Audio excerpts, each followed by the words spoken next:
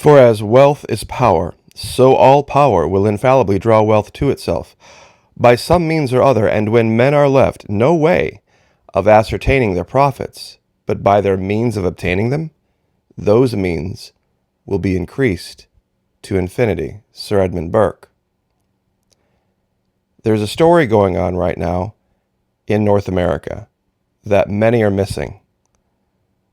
The power brokers have been jockeying for position for quite some time, but in the last couple of years, especially in 2020, the leaders have emerged, and there will be a new world going forward. See, the old guard would subscribe to a theory such as this: wealth is a form of power in our society. With great power comes great responsibility. If you have too much wealth, ipso facto, you have too much power. Therefore, you have too much responsibility, and you're kind of a dictator. You see, it's that kind of part that confuses them. These are the people that want to pine for a perfect world. I choose to live in the world that exists right now, because it's the only one that I'm going to be living in. I used this image yesterday in the thumbnail for the video that I talked about with Governor DeSantis, talking about the state of Florida versus the corporate media, the national mainstream media. The national mainstream media, along with Washington, D.C., the best analogy that I've given before, is the little man behind the curtain. They have an impression of power. And a good way to illustrate this actually comes from a series that I'm sure a lot of you are familiar with. It was Game of Thrones. And it was one very obscure scene, but there's a lot to learn from it. Peter Baelish and Cersei, the two characters, were having a conversation. And Peter Baelish, who is kind of a spy, says to Cersei, who at that time was the mother of the king, says, "Knowledge is power." And she replies to the guards around here, "Seize him. Cut his throat." "Stop. Oh, wait. I've changed my mind. Let him go." Step back 3 paces, turn around, close your eyes, speaking to her guards. And then she just looks at him and says, "Power is power."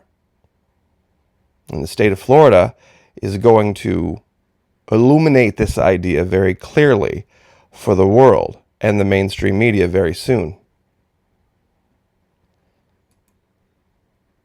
through something so simple as mercantilism. Idea that a nation or state's existence depended on power, and power depended on wealth. Now, 3 minutes in, I'm sure you're probably asking, what are you talking about? 3 new F-35 squadrons to be based at Florida's previously storm-ravaged Tyndall Air Force Base.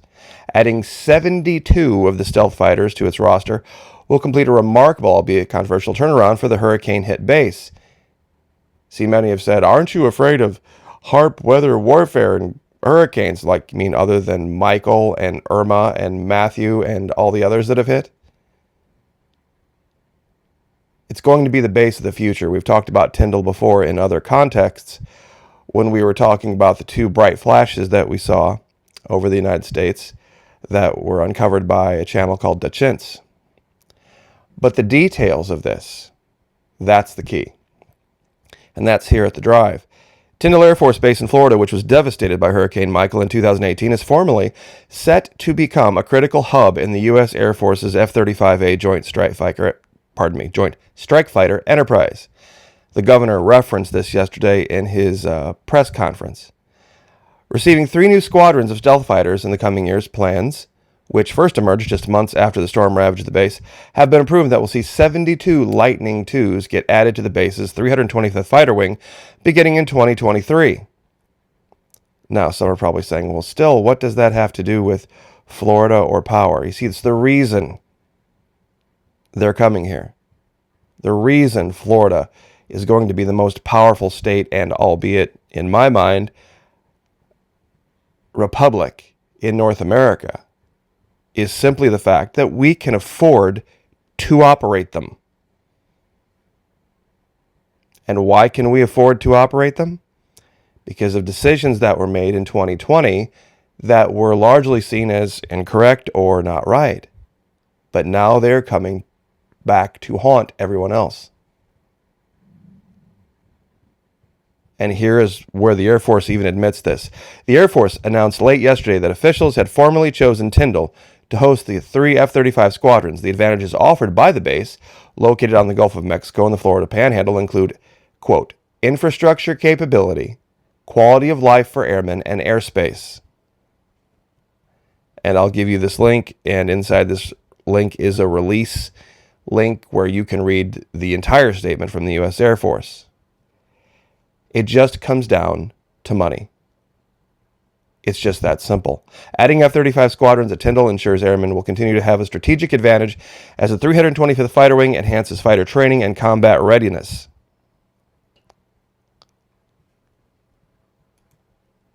This is the reality. Many people, if they don't live in Florida, wouldn't realize how large of a military presence exists in Florida. We have a huge military infrastructure. In this particular sense, we could operate easily as our own republic, our own country. We have F-22s and F-35s. And to give you an idea, this is a formation that is 20 aircraft short of the 72 that are coming to add to what we already have. That's how many. And for those of you who are up on the F-35, you know what that means. You could send 5 F-15s out to engage 1 F-35, and all 5 F-15s would lose. So that's how powerful these things are. Now, they take an enormous amount of money to operate and maintain and train on. The only state in the union right now that can do that is Florida. We're the only one that can afford it going forward because of, as the governor referenced yesterday, an extra $250 million a month in revenue coming in because of the decisions we made in 2020. So all of this, having the money to burn, is going to translate into power. And as we can see, power is power. Some have asked, how can you translate all of this money, wealth, power into something that could affect the mainstream media? Real simple. We could shut off CBS in Florida. And for CBS, that would mean a huge loss in advertising revenue. Many advertisers would probably bail on CBS completely. The people who ran 60 Minutes, the hit piece against our governor. CBS has a hell of a lot to lose by losing access to the 22 million people of Florida. We don't really have that much to lose by getting rid of them.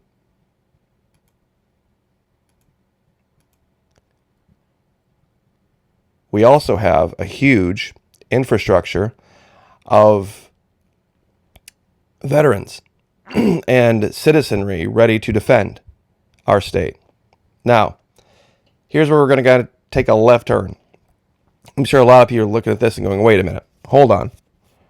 This is some make-believe thing from Star Trek. You're right, it is.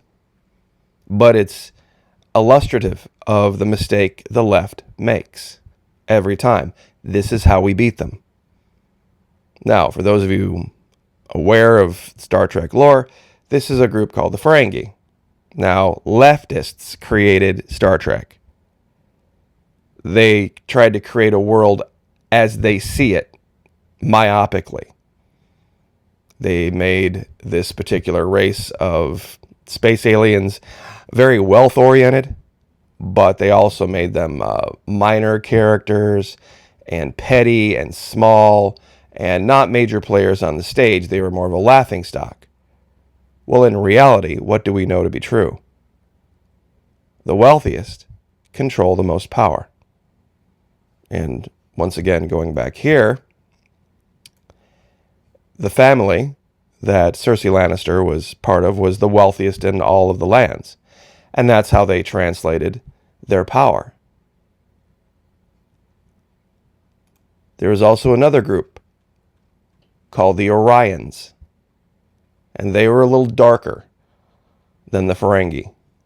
I'm sure a lot of you have seen the pictures of the green skinned people and girls in the trade. They were also incredibly wealthy, but also seen as minor players. Because the left was with this ridiculous Star Trek thing. And trust me on this. I know a lot of people think I'm crazy, but this is how they see the world. The current crop of leftists that are in power right now grew up on this version of leftism,